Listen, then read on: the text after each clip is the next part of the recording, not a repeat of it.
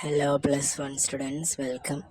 അപ്പോൾ Kerala plus one റിസൾട്ടിൻ്റെ ഒരു official date വന്നിട്ടുണ്ട്. HSS റിപ്പോർട്ട് സൈറ്റിൽ തന്നെ അവർ പബ്ലിഷ് ചെയ്തതാണ്.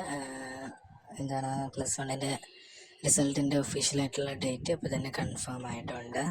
അപ്പോൾ ഏത് വെബ്സൈറ്റിലാണ് റിസൾട്ട് പബ്ലിഷ് ചെയ്യുന്നത്, എന്നാണ് ഡേറ്റ്, അതേപോലെ ടൈം, കാര്യങ്ങളൊക്കെയാണ് ഈ ഒരു വീഡിയോയിൽ നമ്മൾ ഡിസ്കസ് ചെയ്യുന്നത്. അപ്പോൾ ഹയർ സെക്കൻഡറിയുടെ ഏറ്റവും അവസാനം പബ്ലിഷ് ചെയ്യുന്ന റിസൾട്ട് ആയിരിക്കും പ്ലസ് വണ്ണിൻ്റേത്. അതായത് ആദ്യം പ്ലസ് ടുക്കാരുടെ ഇമ്പ്രൂവ്മെൻറ്റിൻ്റെ, പിന്നെ പ്ലസ് ടു റിസൾട്ട്, അത് കഴിഞ്ഞിട്ടൊക്കെ ആയിരിക്കും എന്തായാലും പ്ലസ് വണ്ണിൻ്റെ റിസൾട്ട്.